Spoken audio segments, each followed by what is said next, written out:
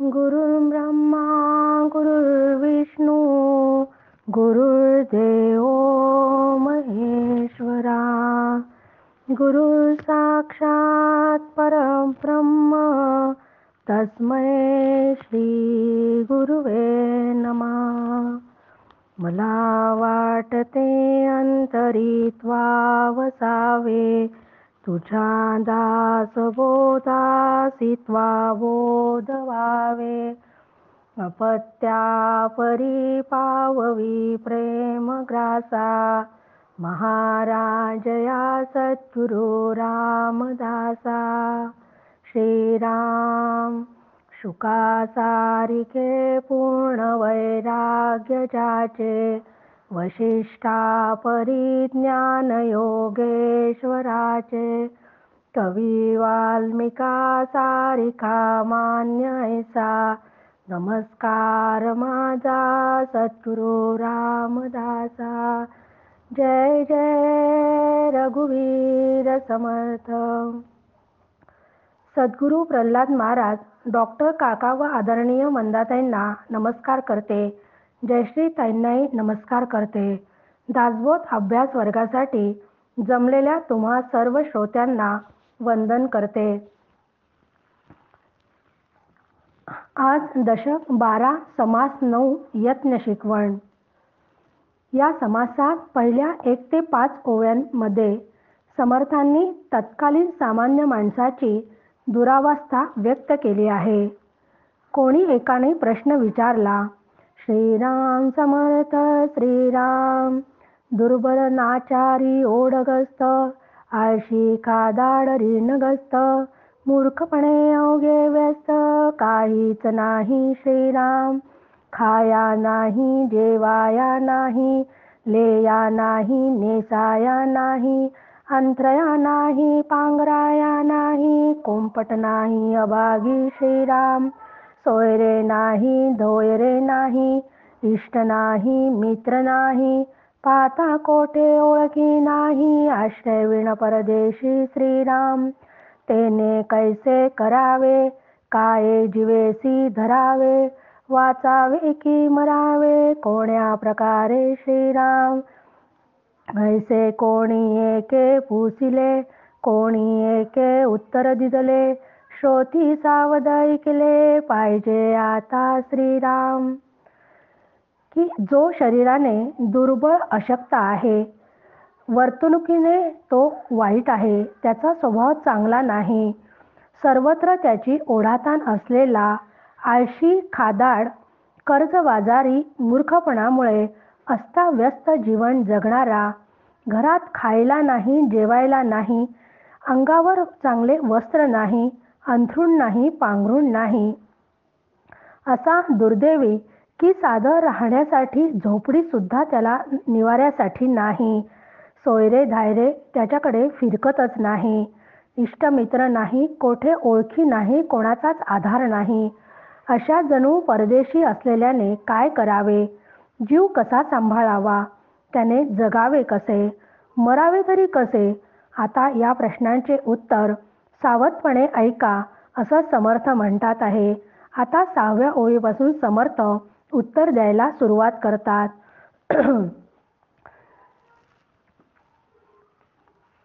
लहान थोर काम काही केल्या वेगळे होत नाही, करंट्या सावध पाही सदैव होसी श्रीराम. अंतरी नाही सावधानता यत्न ठाके ना पुरता सुख संतोषाची वार्ता ते कैसी श्रीराम. की आता वर सांगितलेली जी अवस्था आहे ती अवस्था दूर करण्याचे व वैभव प्राप्त करून घेण्याचे साधन आता आपल्याला समर्थ सांगत आहे. समर्थ म्हणतात की असे दैन्यवाणे जीवन जगणाऱ्यांना समर्थ करंट्या म्हणतात. की हे करंट्या तू आता सावध हो. कोणतेही काम प्रत्यक्ष केल्याशिवाय तडीला जात नाही. ते काम लहान अथवा मोठे असो, ते काम केल्यानेच तुझे भाग्य उदयाला येईल. ज्याच्या अंतरी समाधान नाही तेथे जागरूकता किंवा तत्परताही नाही व पुरेसे प्रयत्न योग्य दिशेने व पद्धतीने केले जात नाही. खरे सुख म्हणजे काय हेच त्याला माहीत नाही. तेथे सुख व समाधान कोठून येईल? बहुतेक लोकांना खरे सुख कशात आहे ते मिळवण्यासाठी काय काय प्रयत्न करायला हवे. ज्यातून सुख मिळवण्याचा प्रयत्न करतात ते प्रयत्न योग्य कारणासाठी व योग्य पद्धतीने केले जातात का? खरंच त्यातून सुखरूपता प्राप्त होणार आहे का? प्रयत्नही जर चुकीचे केले जात असतील तर सुख व समाधान कोठून येईल? भारतीय जनमानसाचा प्रामाणिक समज असा आहे की आध्यात्मिक साधना निवृत्तीप्रधान आहे. प्रवृत्ती म्हणजे प्रपंच आणि निवृत्ती म्हणजे परमार्थ. एक ईशावास्य उपनिषद सोडलं तर बाकीची सर्व उपनिषदे निवृत्तीप्रधान आहेत. आपण अशी कल्पना करतो की अध्यात्म जीवन जगणारा माणूस एखाद्या शांत मंदिरात बसून ईश्वराची पूजा अर्चा उपासना जप ध्यान धारणा करतो. अरण्यात जाऊन वर्षानुवर्ष तपश्चर्या करतो. एकांतात राहून आसन प्राणायाम साधून ध्यानाचा अभ्यास करतो. लोकांपासून दूर कुठेतरी एखाद्या आश्रमात राहणाऱ्या सद्गुरूंकडून वेदांत श्रवण झाल्यावर स्वतः आत्मचिंतनामध्ये मग्न राहतो. परंतु समर्थ किंवा सगळेच संत सांगतात की अध्यात्म साधना करण्यासाठी यज्ञशाला नको, मंदिर नको, कुठे अरण्यात जायला नको, एकांत नको, आश्रम नको, की अशा या प्रपंचाच्या रटाळ दैनंदिन व्यवहारामध्ये ईश्वराच्या स्मरणाद्वारा त्याचे अनुसंधान राखता येते.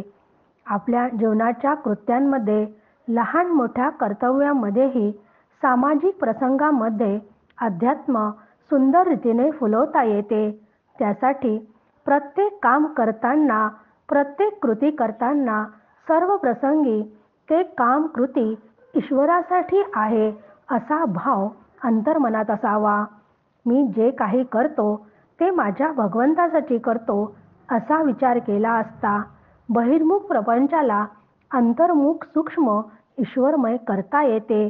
ते केवळ विचारांनीच करता येते. हा ईश्वरच माझे स्वरूप आहे हे लक्षात मात्र घ्यावयास हवे. श्री समर्थांच्या मते आपल्या अंतर्यामीचा स्वसंवेद्य व स्वयंप्रकाश आत्मा ब्रह्मस्वरूप आहे. म्हणून आत्मविद्या व ब्रह्मविद्या दोन्ही एकच आहेत. आपली इंद्रिये अल्पशक्ती असल्याने बाहेरील दृश्य पदार्थही समग्रपणे ते पाहू शकत नाही. त्यांना ते अंशमात्रच जाणू शकतात. त्यामुळे असीम अनंत आत्म्याचे ज्ञान त्याच्याकडून होऊ शकत नाही. वास्तविक आपला आत्मा हा सुखाचे मूळ स्थान आहे. पण व्यवहारामध्ये आपण वस्तूंना, व्यक्तींना, घटनांना सुखाचे साधन समजतो व मुळात सुखरूप असलेला हा जीव दुःखी होतो. याला एकच कारण आहे, ते म्हणजे आत्म्याचे अज्ञान.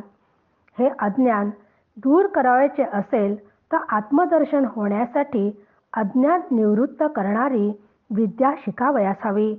ही विद्या मिळवण्यासाठी श्रवण मनन सर्व प्रकारची कर्म उपासना योग सत्संग इत्यादी साधनेच उपयोगी पडतात. त्याच्याशिवाय केलेले अन्य उपाय कामातच येत नाही.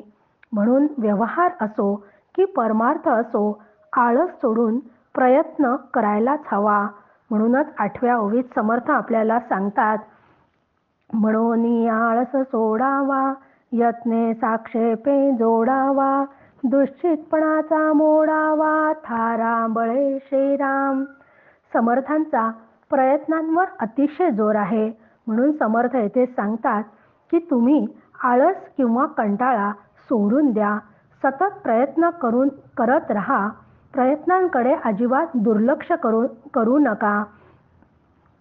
कारण प्रयत्नाचा समर्थांनी जागोजागी दासबोधामध्ये सुद्धा किंवा इतर त्यांच्या साहित्यातही पदोपदी त्या प्रयत्नांवर जोर दिला आहे. समर्थ एके ठिकाणी म्हणतात की यत्न झाला आधी म्हणून या थोर प्रारब्ध विचार एलीकडे. अतिशय सुंदर विचार करणारे असा हा विचार आहे. ईश्वराने ईक्षण करून ही सृष्टी निर्माण केली. या इक्षणाला किंवा संकल्पाला समर्थ यज्ञ म्हणतात. म्हणजे यज्ञाने सुरू झालेल्या या सृष्टीतील जीवांना प्रारब्धाचे चक्र नंतर लागले. म्हणून प्रारब्धाच्या अगोदर प्रयत्न असल्यामुळे प्रयत्नच श्रेष्ठ ठरतो. कर्माचे 3 प्रकार आहेत: संचित, प्रारब्ध व क्रियमान. संचित म्हणजे जीवाने अनंत जन्म केलेल्या कर्माची फळे साठून राहिली की त्याला संचित म्हणतात. प्रारब्ध म्हणजे त्यातील काही फळे भोगण्याची वेळ आली असता त्या कर्मांना अनुकूल असा देह प्राप्त होतो आणि मग जीव त्या देहात आल्यानंतर ती फळे भोगतो. म्हणजे त्या आधीच्या जीवाच्या आयुष्यात त्याला ती फळे मिळाली की त्या कर्माचा लोप होतो, त्याला प्रारब्ध म्हणतात. आणि क्रियमान स्वातंत्र्य हे अत्यंत महत्त्वाचं आहे, कारण फक्त मनुष्यालाच क्रियमान स्वातंत्र्य ईश्वराने दिलेले आहे. प्रारब्धानुसार ज्या वासना निर्माण झाला त्याच्या संबंधी योग्य व अयोग्य काय हे ठरवून कोणत्या वासनेला दाबून ठेवायचे व कोणत्या वासनेला मोकळी वाट करून द्यायची हे ठरविण्याचे स्वातंत्र्य जीवाला आहे. त्याचप्रमाणे शास्त्र, संत, श्रीगुरूंच्या उपदेशानुसार नवीन ध्येय धोरणे ठरविण्याचे स्वातंत्र्यही या जीवाला आहे. प्रचंड बुद्धिमत्ता, वैभव संपन्न, अगणित संपत्ती, कीर्ती मिळवण्याची इच्छा करण्याचे स्वातंत्र्य फक्त या मनुष्य देहाला आहे. मात्र ते मिळवताना त्याला किती यश मिळेल याला मात्र प्रारब्धाची मर्यादा आहे. असं म्हणतात की पुण्याने सुख तर पापाने दुःख मिळते. म्हणून पुण्य संचय केला की सगळे वैभव प्राप्त होते. म्हणून जीवाने आपल्या या कर्मस्वातंत्र्याचा उपयोग करून पुण्य संचय वाढवावा. पुण्यप्राप्तीची जी साधने आहेत ती म्हणजे सद्वासना, सद्विचार, सत्कर्म, नामस्मरण, संत संगती या साधनांनी पुण्यसंचय वाढवावा. त्यासाठी मात्र भरपूर प्रयत्न करायला हवे. प्रयत्न किती करावे याला प्रारब्धाचे बंधन नाही. असे बंधन असते तर माणसाने कर्तव्य वा पुण्य करावे या उपदेशाला काहीच अर्थ राहिला नसता. म्हणून प्रारब्धाचा संबंध फळाशी असतो, प्रयत्नांशी नाही, हे लक्षात ठेवावे. म्हणूनच समर्थ आळस कंटाळा सोडून सतत प्रयत्न करीत राहावे असे सांगतात. असा आळस झटकून जीवाने प्रयत्नशील राहावे. त्यासाठी साधारणपणे त्याची दैनंदिनी कशी असावी याचे वर्णन समर्थांनी 9 ते 16 या ओव्यांमध्ये केले आहे. असेच वर्णन आपण दशक 11 समास 3 या शिकवण निरूपण समासातही दैनंदिन जीवन कसे असावे या संबंधीचा अभ्यास केला होता. समर्थ म्हणतात आहे, प्रातःकाळी उठत जावे, प्रातस्मरामी करावे, नित्य नेमे स्मरावे, पाठांतर श्रीराम, मागील उजळणी पुढे पाठ, नेम धरावा निकट, बाष्कळपणाची वटवट करूच नये श्रीराम, दिशेकडे दुरी जावे, सुचिस्मंत होऊन यावे, येता काही तरी आणावे, रीते खोटे श्रीराम, धूत वस्त्रे घालावी पिळून, करावे चरण क्षालन, देवदर्शन देवार्चन यथा सांग श्रीराम, काही फळहार घ्यावा, पुढे व्यवसाय करावा, लोक आपला परावा, म्हणत जावा श्रीराम, सुंदर अक्षर लिहावे, स्पष्ट नेमस्त वाचावे, विवरो जाणावे, अर्थांतर श्रीराम, नेमस्त नेटके पुसावे, विशद करुणी सांगावे, प्रयत्ने विण बोलावे, तेची पाप श्रीराम, सावधानता असावी, नीती मर्यादा राखावी, जनासमानी ऐसी करावी, क्रिया सिद्धी श्रीराम. की सकाळी लवकर उठावे. प्रातःकाळी उठण्याचे फायदे काय असतात तर एक तर आरोग्य चांगलं राहते, दुसरं म्हणजे त्या काळी केलेलं पाठांतर आपल्या खूप लक्षात राहते आणि त्या पाठांतराची सतत उजळणी करावी. पाठ केलेले पुन्हा पुन्हा म्हणावे, काही नवीन पाठांतर करावे. ध्यान, पूजा, पाठादी नियम निश्चयपूर्वक चालवावेत. वायफळ बडबड करून वेळ फुकट वाया घालवू नये. 11व्या ओवीत त्यांनी सांगितले, दिशेकडे दुरी जावे सूचिस्मंत होऊन यावे, येता काहीतरी आणावे रीते कोटे श्रीराम. की ही ओवी लिहिताना 350 वर्षापूर्वीचा काळ डोळ्यासमोर आणायला हवा. कारण त्या काळामध्ये शौचविधीसाठी गावापासून दूर जावे लागत असे. ते तिथे गेल्यावर नदी किंवा तलावात सर्व प्रातःविधी उरकून स्वच्छ आंघोळ वगैरे करून येताना पाणी, शेण, रस्त्यावर पडलेली 4 लाकडे गोळा करून आणावीत. कारण त्या काळी पोट भरण्यासाठी अन्न शिजवावे लागते, ते चुलीवरच शिजवल्या जात होते. त्यामुळे ते येतानाच त्याची सोय करावी. म्हणजे प्रपंचाची काळजीसुद्धा किती व्यवस्थितरित्या संत घेतात हे आपल्या लक्षात राहते. की त्यासाठीच त्यांनी ही ओवी इथे लिहिली आहे. कारण प्रपंच व्यवस्थित असला तरच परमार्थ होतो, हे याची जाण समर्थांना होती.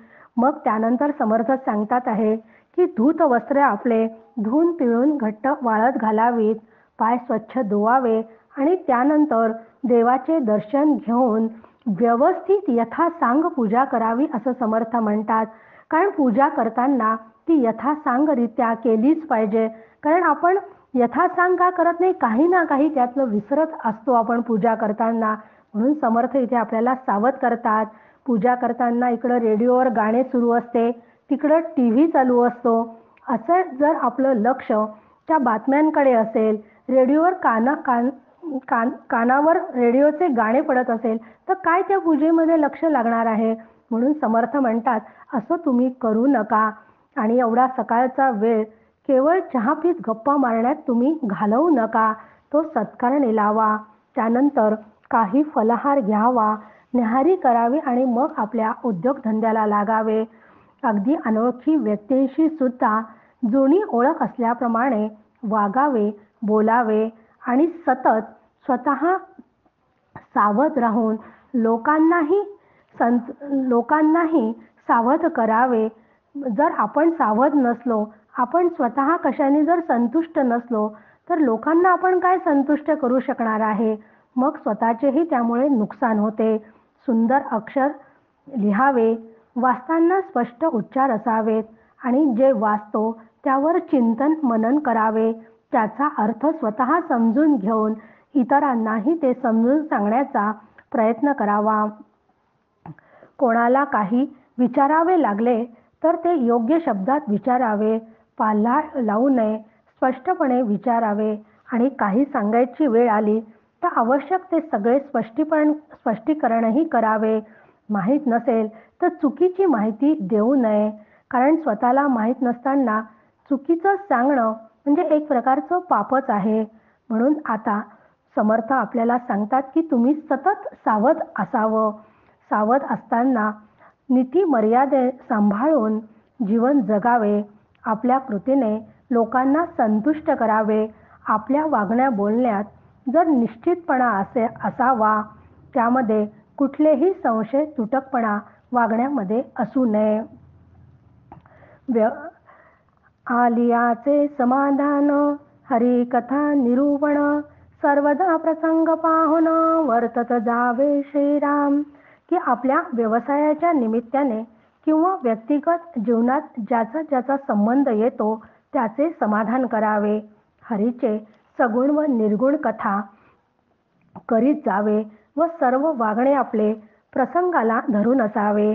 आता इथून 17 ते 30 या ओव्यांमध्ये समर्थ आपल्याला पुन्हा महंतांची लक्षणे सांगतात आहे.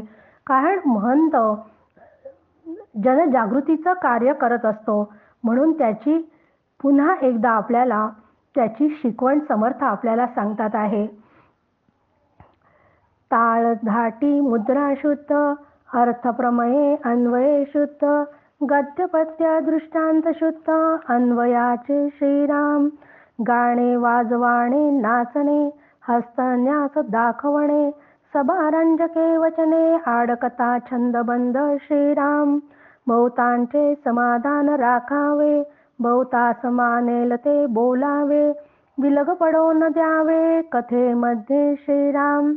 की कीर्तन करत असताना संगीताचा ठेका अभंग किंवा आर्या विशिष्ट पद्धतीने म्हणायची रीत असते त्याप्रमाणे ते म्हणावे. नंतर विविध मुद्रांचे भान असावे. म्हणजे जो आपल्या डोळ्यांमधनं किंवा हातवाऱ्यांमधनं आपण भाव प्रगट करतो ते भाव अत्यंत महत्त्वाचे सुंदर रीतीने असावे. म्हणजे ते भाव असे असावे की समोरच्याला ते भाव पाहून आनंद मिळावा. नाहीतर नजरानजर जर कोणाची झाली आणि मुद्रा चांगली नसेल तर त्याला त्या कथा कीर्तनाला यावं वाटणार नाही. म्हणून मुद्रा चांगली भाव चांगले असणं फार महत्त्वाचं आहे. श्लोकांचा अर्थ व त्यातील अध्यात्मशास्त्राचा यथार्थपणे अर्थ व्यवस्थितरित्या समजावून सांगावा. विषय समजावून सांगण्यासाठी दिले जाणारे दृष्टांत विषयांशी सुसंगत असावेत. त्या कीर्तनामध्ये रागदारीत गावे कारण कीर्तनाला गाण्याचं अंग असणं फार महत्त्वाचं आहे आणि त्या गाण्याला वाद्यांची साथ असावी. भावांच्या अधिक आविष्कारासाठी अगदी हलकासा नृत्याचा प्रकारही असावा पण तो मर्यादेशीर असावा. हातांच्या हालचाली योग्य पद्धतीने आणि विषय खुलवणाऱ्या असाव्यात. श्रोत्यांची थोडी करमणूक होण्यासाठी मधून एखादा विनोदही सांगावयास काहीच हरकत नाही. कोणाला माहीत नसलेल्या गोष्टी सांगाव्यात व सर्व निरूपणाची काव्ये छंद वृत्त इत्यादींनी ती बद्ध असावीत. बहुसंख्य श्रोत्यांचे समाधान होण्यासाठी त्यांच्या कलानेच बोलावे. आपल्या बोलण्यातनं कधीही म्हणजे महंताच्या बोलण्यातनं कोणावरही घणगाती टीका होऊ नये. कोणाची टिंगळटवाळी असू नये. मर्मभेदक शब्दांनी श्रोत्यांना दुखवू नये. नाहीतर कीर्तनाचा बेरंग होऊ शकतो. 21वी ओवी खूप छान सांगितली आहे समर्थांनी. लोकास उदंड वाजी आणू नये लोकांचे उकलावे हृदय तरी मग स्वभावे होय नामघोष श्रीराम. की सतत तेच बोलून लोकांना कंटाळा येईल इथपर्यंत कथा लांबवू नये. कंटाळवाणे बोलणे असेल तर ऐकणारा ऐकून न ऐकल्यासारखे करतो. त्याच्या बोलण्याकडे दुर्लक्ष करतो. म्हणून वक्त्याला लोकांच्या अंतर्मनाचा ठाव घेता आला पाहिजे. त्याच्या अंतर्मनाला जर बोलणाऱ्याचा ठाव घेता आला श्रोत्यांचं मन जिंकता आलं तर श्रोता उत्स्फूर्तपणे त्याला प्रतिसाद देतो आणि तो उत्स्फूर्तपणे नामघोष करून कीर्तनाला साथ देतो. आपले म्हणणे कितीही हितकारक तळमळीचे असले तरी लोकांच्या सतत मागे लागून आग्रह धरून हट्टाला पेटून कोणालाही कधीही सांगू नये. तर त्यांच्या मनाला सहज पटेल अशा पद्धतीने योग्य प्रसंगी योग्य वेळ पाहून अनुकूल परिस्थिती असतानाच त्याला उपदेश करावा. भक्ती ज्ञान वैराग्य योग नाना साधनाचे प्रयोग जेणे तुटे भवरोग मनन मात्रे श्रीराम. की कुठलेही कथा प्रवचन कीर्तन करताना महंताने भक्ती ज्ञान वैराग्य यावर भर दिलाच पाहिजे. त्यासाठी आवश्यक ते सगळे उपाय किंवा प्रयोग स्पष्ट करून सांगायला हवे. त्यामुळे श्रोत्यांनी त्याचे मनन चिंतन केल्यावर ते या भवसागरातून तरून जाण्यास श्रोत्यांना मदत होते. जैसे बोलणे बोलावे तैसेची चालणे चालावे मग महंत लीळा स्वभावे अंगी बाणे श्रीराम. युक्ती विन साजिरा योग तो दुराशेचा रोग संगतीच्या लोकांचा भोग उवाठेला श्रीराम. ऐसे न करावे सर्वथा जनास पाहू नये व्यथा हृदयी चिंतावे समर्था रघुनाथ जीसी श्रीराम. की महंत जेव्हा काही बोलतो सांगतो तेव्हा त्याचे बोलणे जसे असेल तसेच त्याचे आचरण असावे, कारण त्याच्या सहवासात राहणाऱ्यांना तसा अनुभव यावा तरच लोक त्याला मानतात. मग त्याचा परिणाम असा होतो की महंत म्हणेल ते इतर लोक सहज ऐकतात. असं ज्याचं ऐकतात तोच खरा महंत श्रेष्ठ होय. सर्व बाजूंनी परिपूर्ण विचार आचार बोलणे चांगले असले तरी त्याला युक्तीने प्रसंगाचे भान ठेवून वागता आले पाहिजे. नाहीतर त्याच्या कार्याची महती ऐकून त्याच्या कार्यात सहभागी झालेल्या लोकांचा अपेक्षाभंग झाला तर त्यांच्या पदरी दुराशा येते. त्यांच्या सहकाऱ्यांना मग केवळ हात चोळीत बसावे लागते. म्हणून महंताने असे कधीही होऊ देऊ नये. केवळ सहकाऱ्यांना व संबंधितांना अशी व्यथा लावू नये. नुसती आशा दाखविण्याने इतर लोकांना दुःख होते असे महंताने कधीच करू नये. म्हणून जसे विचार आचार बोलणे हे सगळे त्याचे लोकांनी अनुकरण करावे असेच असावे. म्हणून समर्थ आपल्याला पुढच्या ह्याच्यात सांगितलं आहे त्यांनी की ऐसे न करावे सर्वथा, जनास पाहून नये व्यथा, हृदयी चिंतावे समर्था, रघुनाथजी श्रीराम. की हृदयी चिंतावे हा फार महत्त्वाचा विचार त्यांनी महंतांसाठी सांगितला आहे की महंताने सर्व शक्तिमान श्रीरामाच्या अंतःकरणात सतत चिंतन करावे व त्याचे आशीर्वाद घ्यावे. जेथे ईश्वराचे आशीर्वाद असतात तेथील कार्य भव्य दिव्य होते यात वादच नाही. उदास वृत्ती समानावे जन विशेष कथा निरूपण, रामकथा ब्रह्मांड वेदून पैलाडण्यावी श्रीराम. सांग म्हणती संगती गाणे तेथे वैभवास कायवणे, नभा माझी तारांगणे तैसे लोक श्रीराम. की असं भव्य दिव्य कार्य ज्या महंताच्या हातून घडते तो महंत विरक्त असतो आणि अशा विरक्त विवेकी महंताची ओढ सामान्य माणसाला वाटते व त्याच्या ठिकाणी असलेली निस्पृहता असल्यामुळे तो अतिशय लोकांना प्रिय असतो व त्याच्याबद्दल एक प्रकारे आदरही निर्माण होतो. पण हे सगळं बुद्धिमत्ता असल्याशिवाय शक्य नाही. म्हणून बुद्धिमत्ता असलेली वृत्ती असणाऱ्या महंताने कथा निरूपणे प्रवचन केली असता तो अत्यंत प्रभावीपणे आपले विचार मांडू शकतो. म्हणून अशा कथा प्रवचनाच्या माध्यमातून श्रीरामाची सगुण निर्गुण कथा जगभर मोठ्या दिमाखात त्याने सांगाव्यात. अशा महंताच्या जोडीला कीर्तने करत असताना रामकथा सांगत असताना जर संगीताची साथ असेल तर रामकथा सांगणाऱ्या महंताला अपार वैभव लाभते. त्यासाठी समर्थांनी खूप छान दृष्टांत दिला की आकाशात चंद्राभोवती अनेक चांदण्या असतात. असे अनेक लोक या रामकथेला जमतात व त्याचा आनंद घेतात.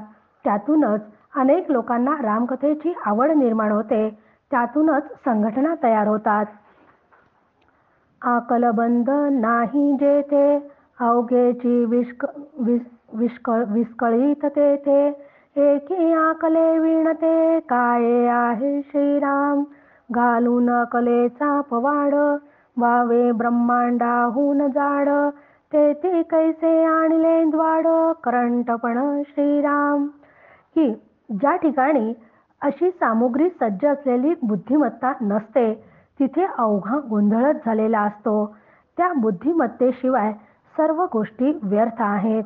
म्हणून ज्याच्याजवळ बुद्धिमत्ता असते तो बुद्धिमत्ता व कौशल्य याचा पुरेपूर उपयोग करून त्याने त्रिखंडात कीर्ती मिळवावी.